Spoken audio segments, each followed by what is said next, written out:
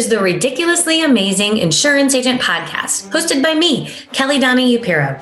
This show is for growing insurance agencies looking to maximize their biggest investment, their people. Listen to the top agency performance partners clients share their story on how they boosted their performance by executing a plan. Let's head to the show. Hi, everyone. It's Kelly Donahue-Piro here with another Ridiculously Amazing Insurance Agent Podcast. And I'm so lucky to have what I consider a great colleague in this industry, Carey Wallace, join us to talk all about how often you should be getting a book value of your agency, but also what to look for when buying books of business. So if your agency is either looking to, have a partner retire or potentially go ahead and buy books of business, this is a podcast for you. She gives you the real deal and what to look for. And so I think if it's on your radar screen, this is a must listen for any agency owner. So I'm going to end it and let the fun begin with Carey Wallace. Hi, everybody. I am very excited today to be joined by the one and only lovely Miss Carey Wallace, our recent transplant down south out of the cold, wintry states we all get to live in. And I'm excited because Carey Wallace really focuses on agency valuations and agency acquisition. And this is just such a hot topic, especially for our listeners who are all growing agencies.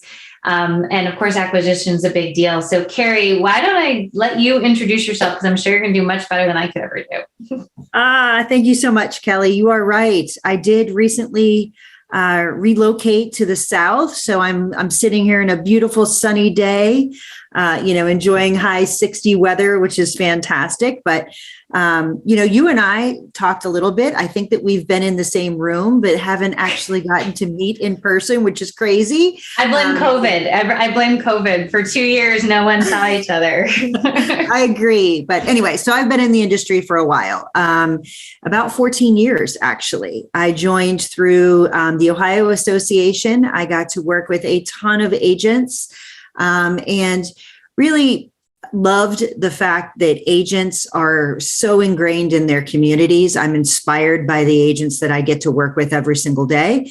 And I like to think that I bring my financial knowledge in order to help them grow their business. So I decided at the end of last year to spend all of my time consulting with independent agents. As you know, I did some work in data analytics. I did some work with the association, and honestly, the place that I got the most joy was working directly with agents, helping them grow their business and focusing on, again, what I do best. My background's finance. So how do we get that business running like a business, and how do we get it maximize that value regardless of what you want to do with that agency? So that's a little bit about me. That's amazing. And I just think the whole acquisition topic is such a hot topic. I just actually talked to an agency last week that said they got an offer 5 times revenue. Wow. Yeah. Cash deal. I was like, you should just take that if that's the deal. like not EBITDA, just cash. And so I just feel like everybody wants to talk about agency acquisitions and valuations, and it, with the age bracket that most agency owners are in, this is important. So my first question to you is, how often do you think agencies should get valuated? Because I think some people only do it when they're ready to sell or buy a partner out or whatnot. So I think one of the biggest mistakes is waiting until you are ready to transition. I think the best thing you can do is know your value all throughout the life of owning your agency. And here's the reason why. Every agency should know its value, and every agency should have a plan. And in order to have a plan for your agency, to have that disaster plan in place if something were to happen to you, especially if you're a single, a sole owner of an agency, if you want to have life insurance to cover the value of your agency, you should probably know what that is. Yeah. And just taking the revenue line and multiplying it times a number doesn't always cover you. And unfortunately, that leaves your family at risk, your staff at risk, and your agency at risk. So, I'm part of the National Association for Certified Valuation Specialists. So they actually recommend that any business that has renewable income, employees, and complex processes should get a valuation, should know their valuation. And independent agents check every single one of those boxes, right? And then the other thing I would tell you is get a baseline valuation of your agency and then do it at least every 3 years, unless you have some kind of major event. If you've acquired, if you add carriers, if you're hiring significantly, if you're growing very fast, you should stay in touch with where you are and in your what your value is doing over time, but at a minimum every 3 years. I think that's brilliant news. And I bet you some of our agencies listening today are thinking, I don't think we've ever done that. So it might be, or, you think about it, you think, whatever the going metric is. And that's one of the things I want to talk to you about today is, there was always this, you pay 1.5, 2 times EBITDA, right? Like that was sort of the running somewhere in between there. And there's some combination of things that might impact it. But I mean, today I've seen so many crazy deals, and there's different deals too, with like things like Acrisure and some other, people coming in that have more creative ways of selling the agency through stock shares and keeping the owner on and things like that. So like, what are you seeing as, reasonable multiples? And I'm sure based on how the agencies are might be a scale. So I'd love to hear what is reasonable today. So I entered this space to value agencies because there was a whole group of agencies that were underserved. Mm-hmm. So as you know, 80% of the independent agencies are 1.25 million and below in revenue.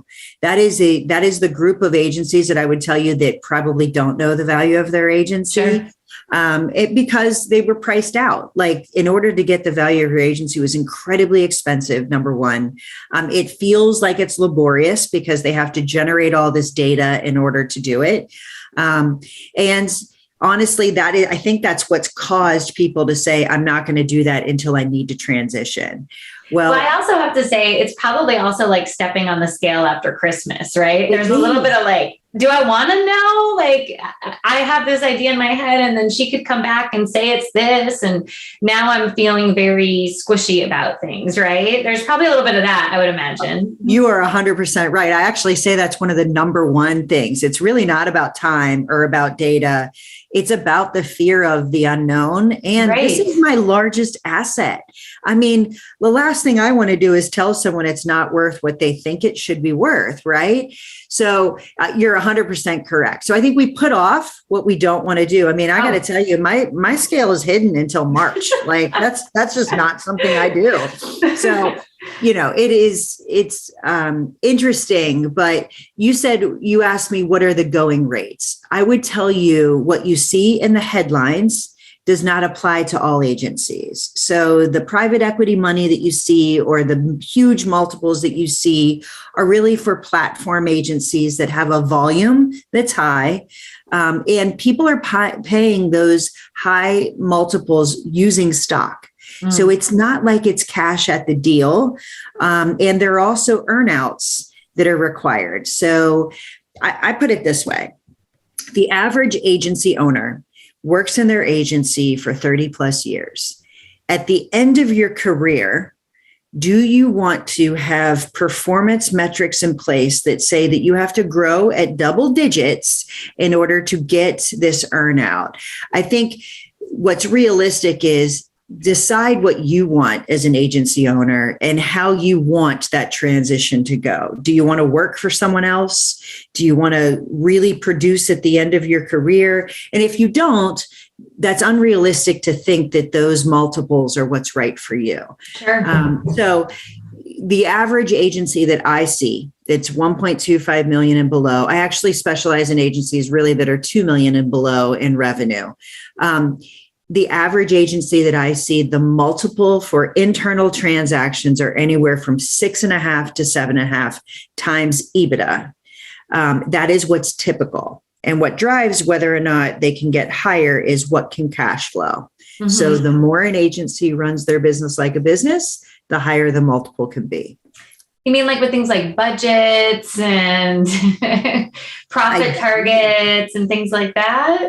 I do. I mean, are you running your business and only putting the things, the expenses through your business that are actually helping you grow your business. And those that are very meticulous about that and are running it pretty tight, they know their numbers, they know their metrics, they're running it very efficiently. There's no extra fat inside their agency. They also have great comp plans that grow with their agency rather than, huge base pay structures that they could get away from them. Those agencies that are growing, that are profitable, and it's very predictable are the ones seeing high multiples.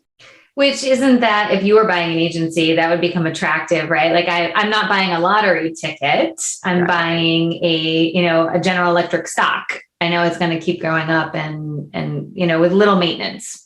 Yep.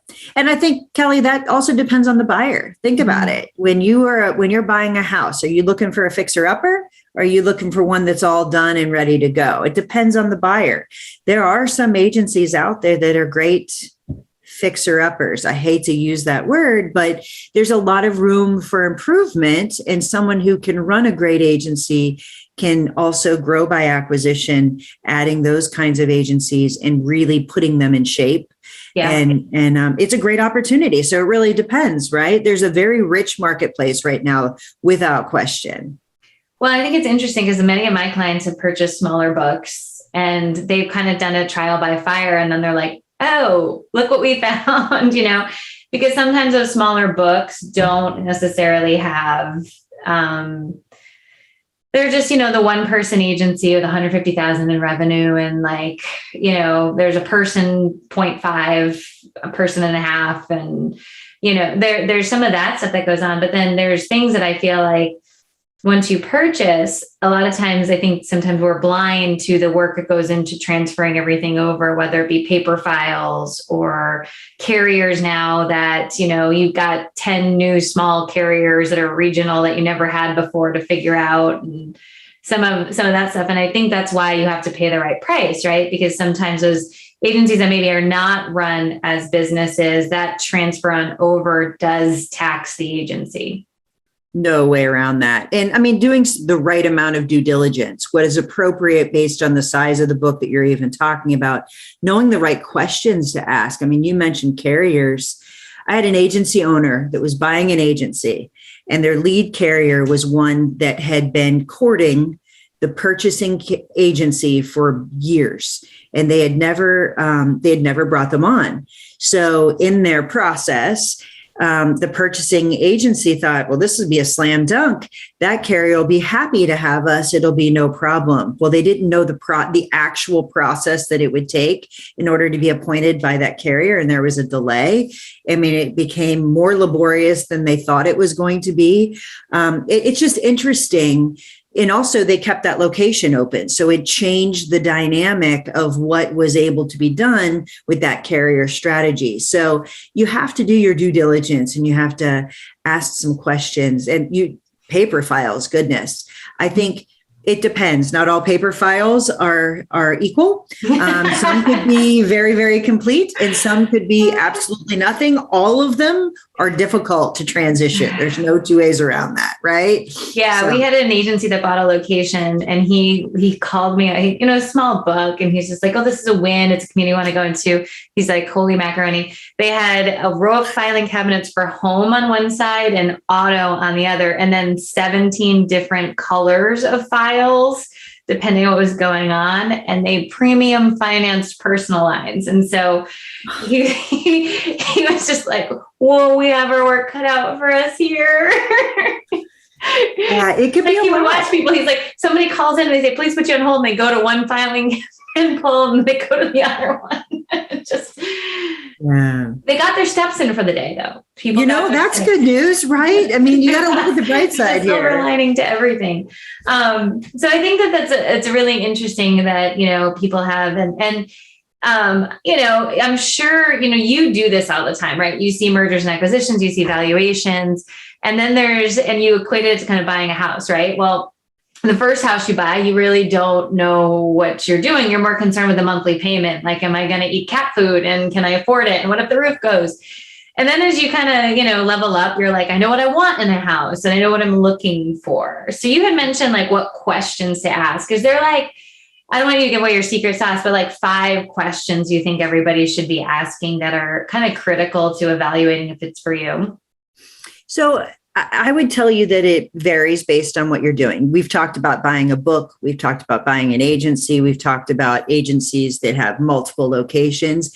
And each of those scenarios, there's a core set of questions you should ask as an agency owner that's purchasing and or selling. You should ask yourself, what do I actually want out of this? Do I want to work for the next 5 years? Do I want an income? Do I want to stay and transition the book? How involved do I want to be if I'm leaving, if I'm the exiting owner? And if I'm a purchasing owner, I would want to know, what is the risk inside that agency? What's the risk inside the book? What's the risk with certain carriers? What's the risk with the relationships that exist between the current owner and those customers? What's the risk with their staff?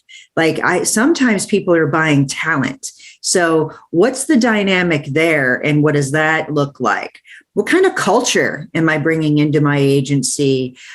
What is their aptitude with technology? You could run the exact same system, but run it completely different, right? So I think there's a whole checklist to go down, and you need to say, what is my tolerance for being able to bridge the gap some of these places? And you're right. I've only purchased 3 homes in my life, one of which I built.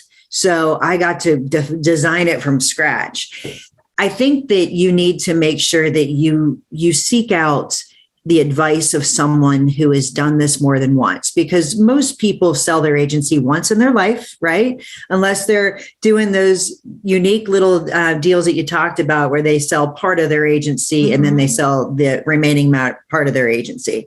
So seek out someone who can step you through the questions that make sense and actually navigate all of that with you rather than trying to go it alone. I think that's one of the biggest mistakes, is not knowing the questions to ask, getting yourself in a situation where maybe it doesn't turn out exactly the way you wanted it to. So yeah, those are the things that I would recommend.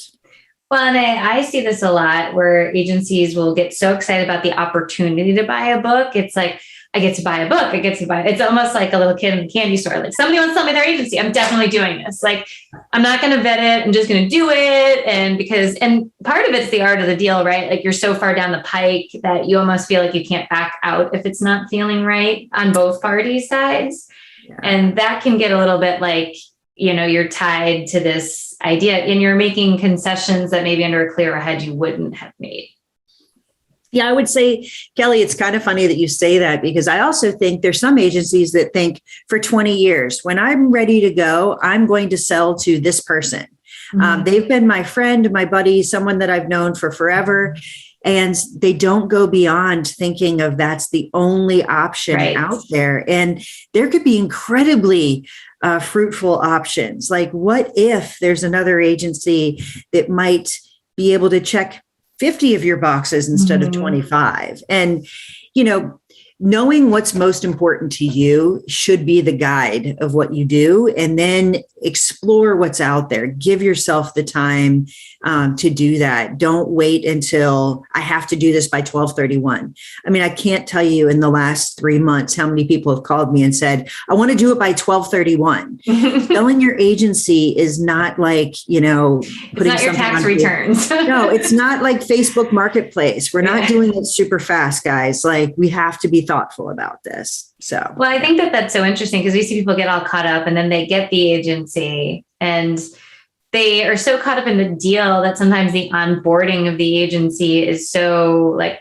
we didn't think about that because we're so doing the financing and the this and the that. And then these people show up and they don't have logins and we have to change systems. And by the way, we were doing things totally different. And I think my way is the right way because we've been doing it this way. And then, sometimes agency owners, they don't feel like they want to tell their team that this is what's going on. So people show up and it's like, I sold the agency yesterday, and that's hard. And the new owner walks in, it's like, hey guys, how's it going? And And there's so many things to it that I think, that we're so excited about buying an agency that we kind of forget about. We're also welcoming new team members into our home. And we have to be cognitive of the fact that, I talked to an agency on this morning. He's like, I bought a location, a whole agency, and 70% of their stuff is not on EFT or pay in full. And so we're in payment, hell, because that's not how we're used to doing business. And like, I know, we gotta figure that out. It's really tricky. And, the people in an agency are the heart and soul of it. So right. The timing of when you communicate is important. I will tell you that part of the trick of buying and selling agencies is the secrecy around it.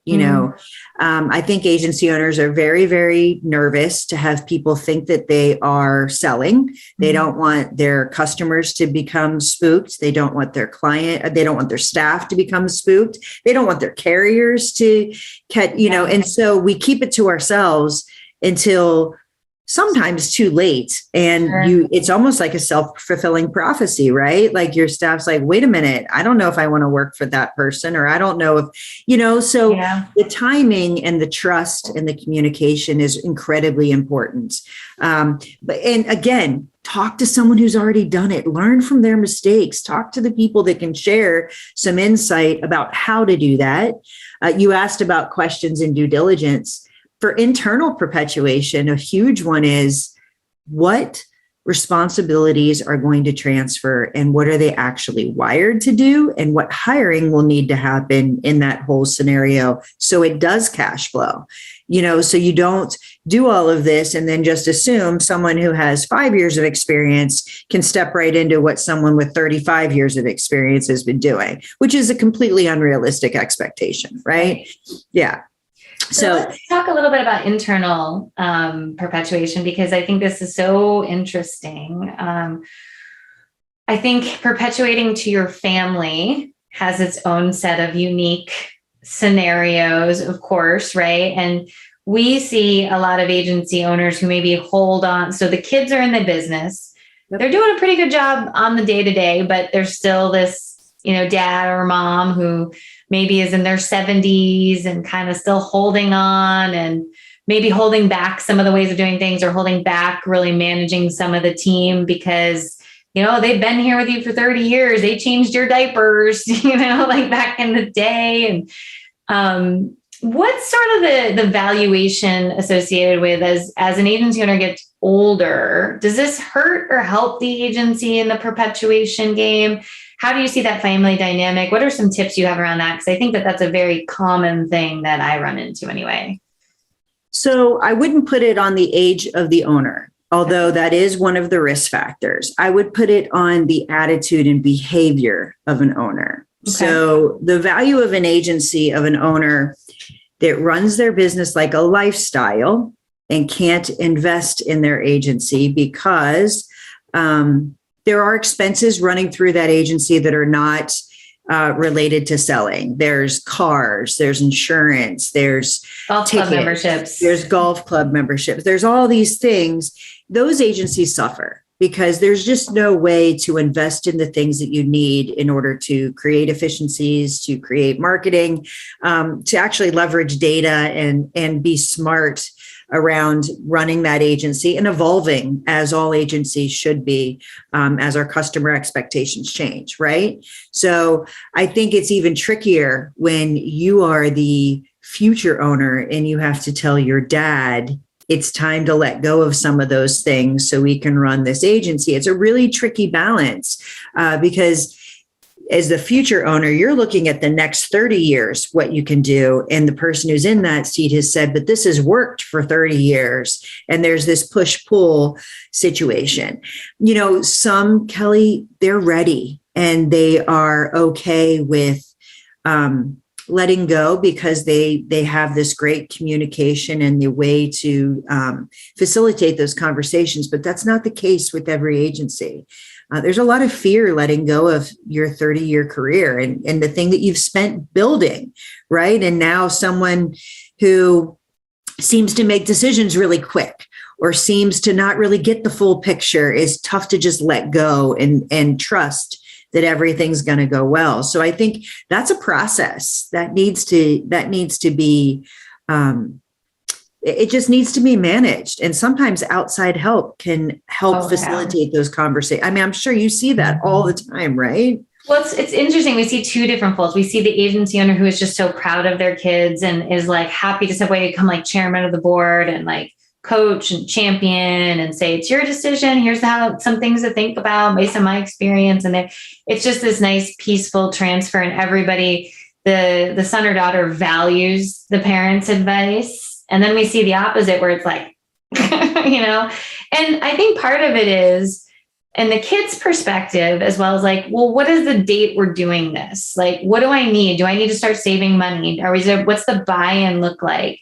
And I can see both sides of the coin. Like, parent wants to kind of put it off because mathematically, there's no benefit to them perpetuating the agency anytime soon, right? Yep. And so the kids are sitting here saying and hearing sometimes some off the cuff comments, right? Like, we better start saving your pennies so you can buy into this place. It's like, well, how many pennies? Like when? I've got to talk to my spouse. Like, we have to think about this. What does the plan look like? And it's just sort of like, bopping along. And then you also hear, and I know you've heard this, like the agency getting sold on people's deathbeds of, we need to transfer it right now. This is a problem of, and how to make it happen. And so I always lean on it. I'm curious what you say. I always say, you know what, there's ways to do this, but there should be a plan in place because especially if you're maybe, 65, 70 plus, there needs to be a plan in place because we all don't know what's going to happen to us, but also too, to give your kids the best shot at the family legacy, and I think that there's ways to creatively honor the parent, still have them be a part of it, not have them just like ship them off to Florida and say bye. But I also would encourage parents who are in it, like having a plan and sitting down with your kids or your whoever's going to take over is incredibly critical. Because I have seen some kids leave and just say, I'm done. I can't go on a hope anymore. So curious what your thoughts are. So I actually spoke to a group of young agents. There's probably 60 young agents in North Carolina talking about this very thing. Like, how do I even start the conversation? What things should I say? And you're 100% right. Having a disaster plan in place to say have a buy sell in place that says upon some trigger point, it could be an age, it can be a date certain, it could be a life event, whatever it is, this is exactly how the agency will be valued. This will be exactly the mechanism that we will use. This will be the time frame. So everyone knows what would happen. That's the disaster part. Now, if that disaster never happens, let's say, we are going strong and everything's great, giving someone an idea of what their runway is and taking steps towards that is incredibly important. Because you don't want to lose your perpetuation, your legacy, have them leave and go start another agency because you will not divulge what that plan is. So I think you're 100% right. It's about communication and it's about really bridging that conversation. The other thing I'll tell you is you can tell in an agency when there is great communication, there's great respect. So can your customers. So if you don't have trust in your son, daughter, niece, nephew, whoever it is that you're going to perpetuate to, your carriers know, your clients know just by the way that you behave. So whatever's causing you to not trust them, work on those things and help move yourself into a mentor to help build them into being able to run the agency and you feel comfortable running the agency, right? So I think that's the thing, like what's giving you pause. Let's work on those things. Is it my ability to manage people? Is it my skill set? Is it that I don't have the technical knowledge for some of your complex accounts? Like, what are the things causing you pause so you can be the mentor and not, have such trepidation about it? The other thing I'd tell you is every agency owner should know that to perpetuate, if you want to use a bank loan and not hold the note, which we know a lot of internal, there's a owner held note. It's probably one of the most dangerous things you can do because when it goes south, hurts your family, and it puts the agency at risk, puts the future owner at risk. But if you want to use a bank hold note, even for part of it, that future owner has to own 10% for 2 years prior. So there's trigger points that people should be aware of, both the purchasing and the selling side, that I think they wait too long to know these things, right? And I'd also throw it along in the fire. I think sometimes for some agency owners, it's working on themselves of like, well, what does retirement look like? Because that's a big word, right? Like I don't want one of those retired people. Like I'd go down to Florida and golf for 4 weeks, come back up for 1 week and say hi to everybody, like I think the stigma. And then, well, who am I if I don't own an agency? I've owned an agency for 40 years. And I mean, I struggle with that, thinking like, I still have a lot of years in this, but I think about like retirement of like, I'm just not going to be put out to pasture. I'll go crazy. And then there's a funny one, which I think this one's hysterical, is mom doesn't exactly want dad hanging around all day. So mom's just like, well, why don't we just get a cabin? Let's just spend some more money and get a cabin. Let's go get the house in Florida. Let's upgrade. Like, they're like, keep out of my hair. I'm doing great just here. We can go on our vacations together, but you don't need to be here every day. It's a scary thing. Retirement's scary. And it's so much an identity of 100%. the owner it's their friends. They've everything about it. They're so ingrained in the community. They don't want to lose their community involvement. They don't want to lose the touch with their customers.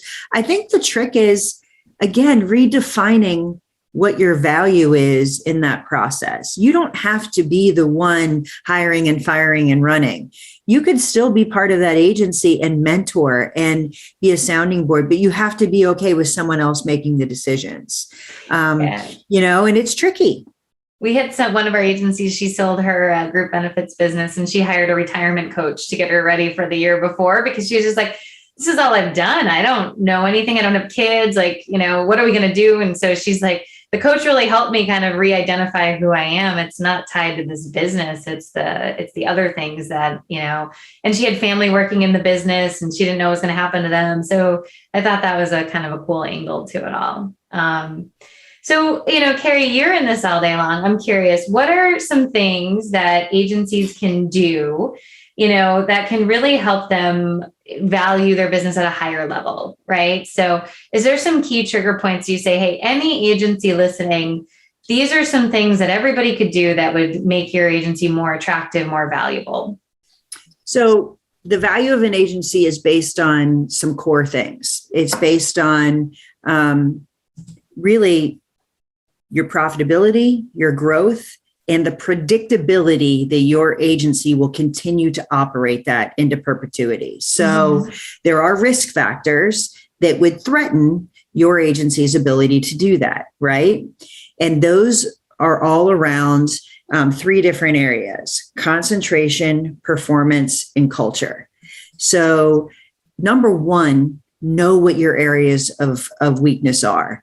And you don't, if you think about this, you don't really need someone to tell you. If you step back and look at your agency, you're going to know what your areas of concentration are. Do you have over 50% with one carrier? If they change the compensation, obviously that impacts half your agency, right? Do you have one producer making over 70% of all of the new business in your agency? Again, that is one person that if something happens to them could really change the dynamic inside your agency. So what you get if you go through evaluation is what all those benchmarks are. When does it become a heightened risk? And when should I be paying attention to it? Things like, do you have producer and employee contracts in place? Have you made it clear what happens if someone leaves, what the expectations are, and what the cost would be if they breach one of those things? That's not going to change the fact that people are going to move and shift, but at least making people aware of that might deter that from happening. Again, protecting your agency for the ongoing. So I would tell you that I would get really, really clear of what your risk factors are that would threaten the ability for your agency to continue to operate. Tricky thing is, though, Kelly, many times it's the agency owner. They are the only owner, concentration. They are the highest producer, concentration. There is no plan in place. So if something happens to them, there's no one else who actually knows how to do those things. So if that's the case, document exactly what your expectations are to run the agency. How do I get in and do payroll? How do you run commissions? What is the password for those things? Where is it located? Those easy things. And then what are your wishes and how do you make that legally binding so there's not this huge delay for the next person to step in and take over? Those are key things. The number one risk inside an agency is a single owner past the age of retirement with no plan, nothing documented, right? That's just, it will sell at a discount every time. And I think if you're in that boat that Carey just mentioned, right? And you're thinking to yourself, well, it's scary to create a plan, right? Like I have to think about something happening to me, or I have to go out on a limb and say, who's going to take this over? I have to make decisions, and big decisions, not like little, like where am I going to eat lunch decisions, but like big old decisions that we can all put off forever, right? It's like creating your will. It's really easy to put it off because you got to think about, things. And I remember our attorney sat us down and we've got $2 million life insurance on me and my husband. And the question came out, it was like, what happens if you both die at the same time? Like a car accident, we're in insurance, so we can talk about dying. And I was like, who do I want to give $4+ million to? That's the question. I was like, crazy, right? I don't know anybody that I would trust my $4+ million to. Like, I know what they would do with it, and I think it's somewhat along those lines. But there's also the idea that you can do hard things and you have to force yourself to do them because it's the right business decision. And your legacy is worth more than being short-sighted on not making these decisions. And Carey, am I right? You could change it, right? Like just because it's sitting there documented doesn't mean that you could in 2 months say something's changed. I would like it to go in this direction. You can keep changing it as well. You're not locked into it like marriage. Well, actually, I would tell you, you should revisit it annually at a minimum, because just like you said, who am I going to give $4 million to? So I have 2 kids. My will has moved and shifted throughout their life. They're now 23 and 22. They're not getting $4 million. It will change the direction of their life. Like, absolutely not. So, as they moved and shifted, it was whoever's going to care for them would get the money. Right, and whoever was going, now that they are moving into adulthood, you will get it in trigger points. So it doesn't make you not continue to build your life. I mean, it's just an interesting concept, but if you think about it that way, it's the exact same thing for your agency, and the other thing, Kelly, I would tell you is some agency owners don't have the person that they're going to transition to. So doing this is really hard.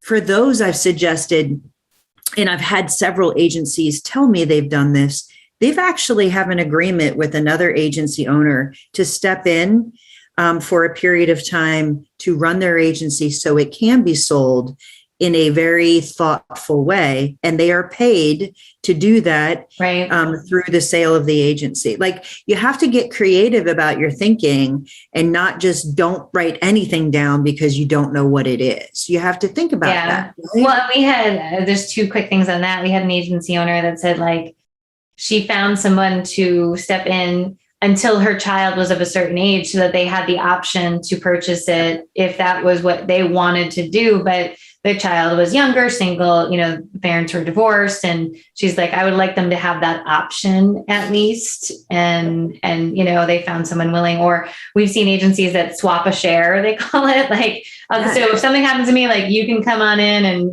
like, you get one of mine, I get one of yours, and we have a reciprocity on it so that way the spouse isn't dealing with, I don't know how to sell an agency. I don't know what to do here. And those kinds of things too, which I think are really interesting.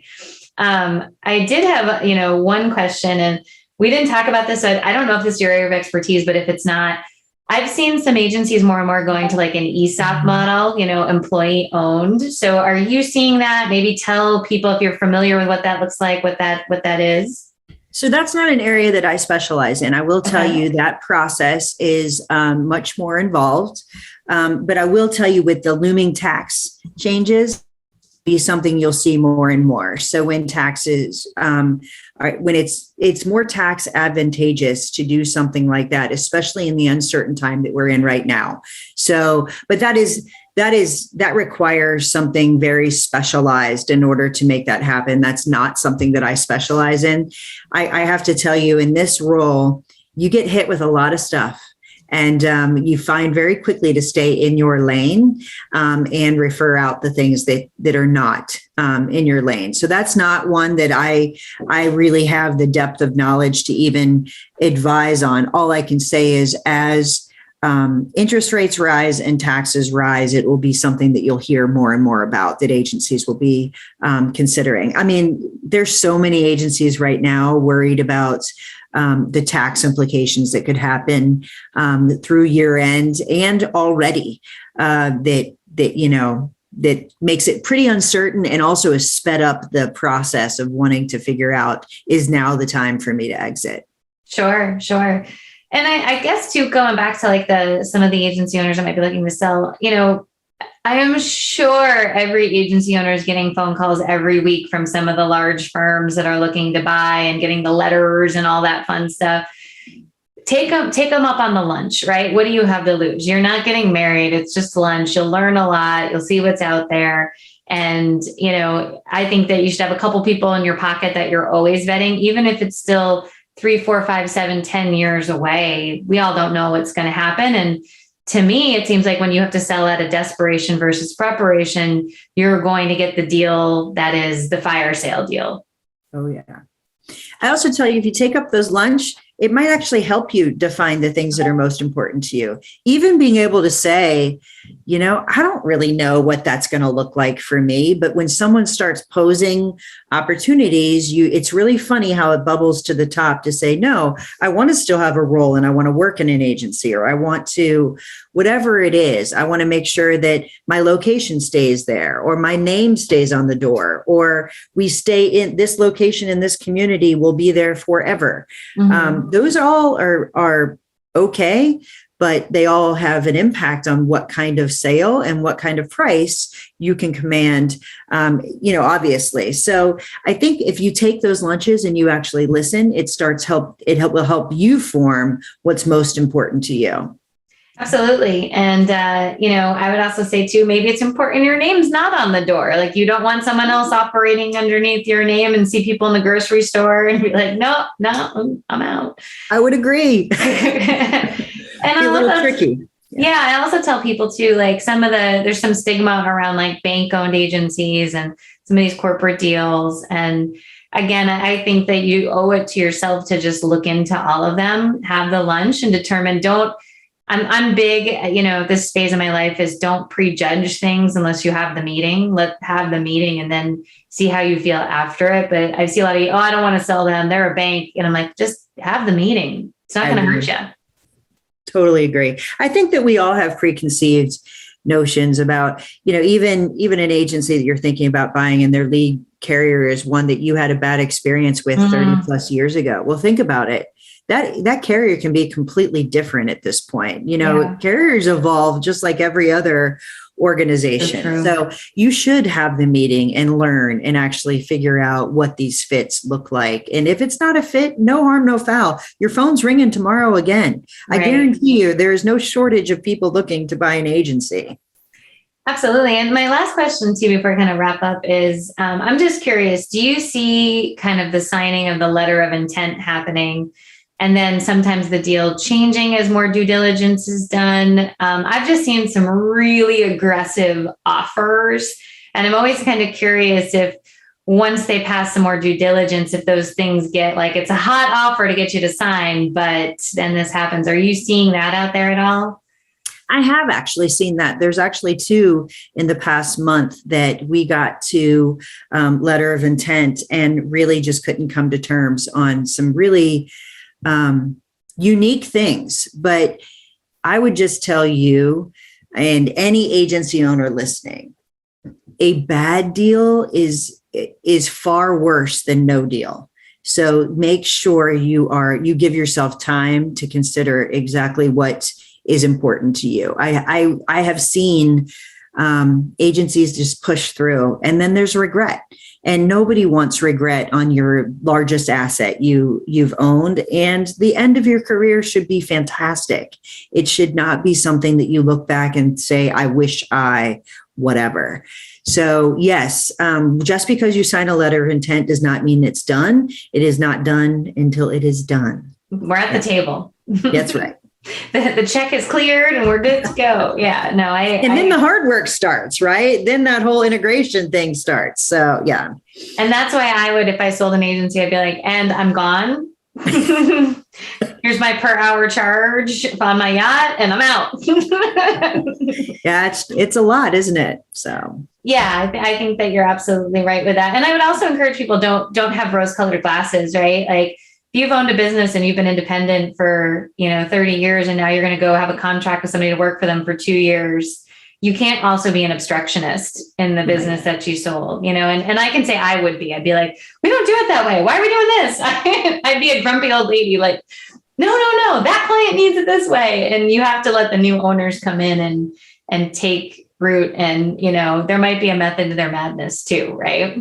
I mean, the biggest message that people get is how the exiting owner talks about, behaves around, thinks about the future owner. That is the biggest testament. So you can't undermine it. It's actually in your best interest not to undermine that, right? Yeah. But it's also tricky. I think we all think it's an easy thing to do this, but it's really tricky. And it's a hard emotional thing. The money might be the easiest part in this whole situation. Right. It's that whole mindset and really working through what that looks like. So yeah, we could talk about this for hours, obviously. Well, Carey, I think you've added a lot of value to people. And if they're interested in your services or learning more about you, what you do, what's the best way for them to find you? So my website is www.agency-focus.com. You can schedule 30 minutes anytime to talk about your agency. I know it's tricky. I'm on LinkedIn. My email address is carey@agency-focus.com. I'd love to talk to anybody who's looking for some advice.